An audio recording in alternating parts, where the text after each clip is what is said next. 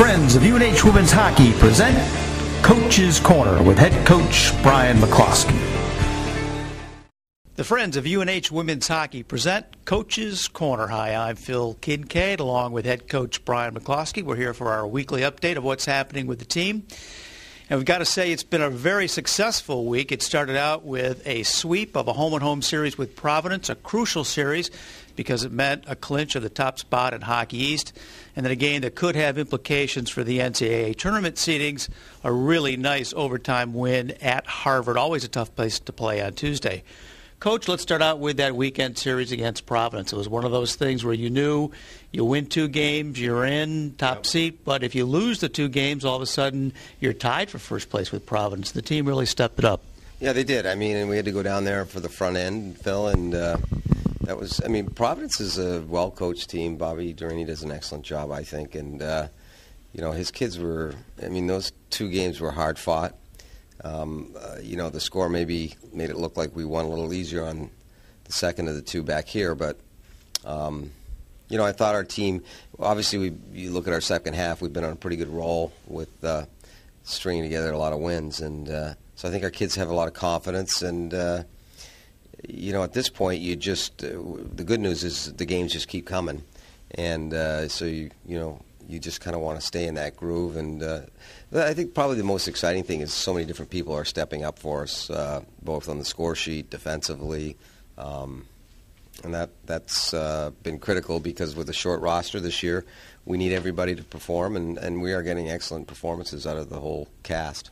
Well, one thing you noticed, and we talked about this earlier, some questions maybe coming out of the break about the team's performance on the road, but here it is this week, 2 really big road victories, team playing really well on the road, not just at home. Well, I think I agree that's been the second half. We've won some big road games at BC, at Providence, at Harvard, and we go to UConn this weekend. So I would attribute it to a couple of things. I think we've had great leadership all year. But probably more than anything, to win on the road, you've got to be sound defensively. And we've gotten, by moving Courtney Burchard back in the second half, Maggie Joyce, who's with Casey, have anchored our D for the last 4 years, is playing, she's just playing tremendously, the last month. And we're putting those kids in a lot of situations. Meg kills penalties. We got her down, we've got her on the special teams playing power play now. And I think Raylan Jingalewski's really stepped her game up, and she is playing hard. And so we've sort of consolidated those 4 as our back end, and that's put a lot of pressure on those kids, but they've responded. And we've moved Courtney Sheary and Kelly Cahill up front, and that's kind of given us a little more of balance and depth up there. And then I would also add that our freshman Lindsay Mitten's done a tremendous job. Kaylee played the majority of the first half, and Lindsay's just come on since we started trading them after Christmas, and she's just one of those kids who's mentally really tough. And I think last night was a good example. She just battled. Harvard came back to tie the game, and Lindsay's battling in that net, and she's gained a lot of confidence. So I think the back end play has been significant for us feeling that confidence on the road. Well, that's you talk about confidence and talking to some of the players. If there was a turning point in this season where they seemed to get that confidence, it was that Dartmouth game here at home, where it's always been a tough game, but they played really strong against Dartmouth. They seemed to indicate to me that that's really where they started to say, hey, this is a good team, we can do this. And I think that's probably true. And if I recall, because I'm pretty sure that was on the heels of our loss to Providence, that's when we made the decision to move Courtney back. And I just think it's not just about Courtney Burchard. Courtney has been critical. It's just that moving Courtney back changes the dimension or the dynamic on the back end and the front end. And some of those changes have just, helped coalesce this whole group.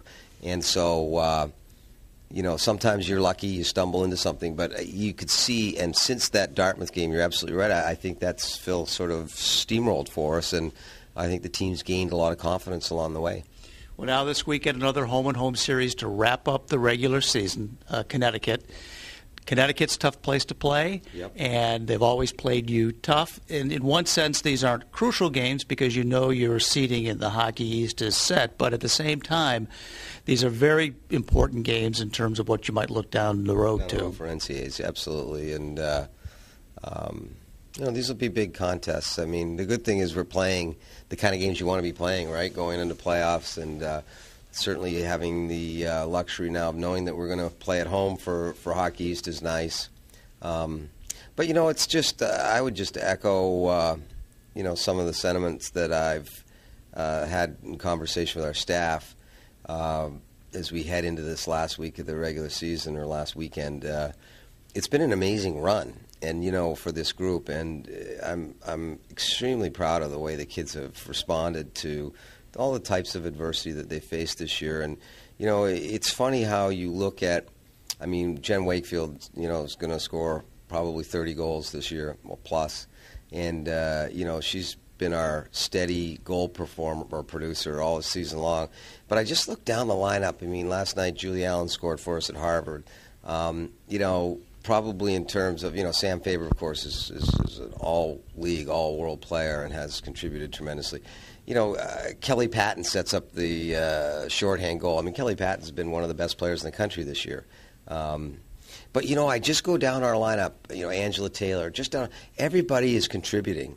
And that's why, I think heading into the last weekend in the playoffs, I think some of our best hockey is still to be played. This group has played a lot of good hockey, at times fatigued, and certainly last night was one of them, playing 3 games in 4 days. But I like the thought that we're going to get a rest week in between the playoffs, and then we'll see what we can do. And, of course, when you get into the playoffs, those are, whether it's the league for us or hopefully the national tournament, those are one-game shots, and you just you hope you bring your A game and, that fate's on your side.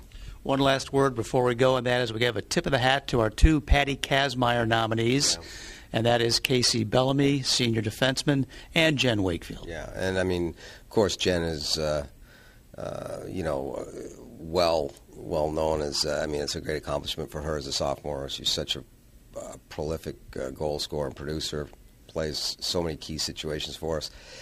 And Casey, frankly, I think Casey Bellamy is a Kazmaier type player. A little more understated probably than a lot of the nominees from around the country.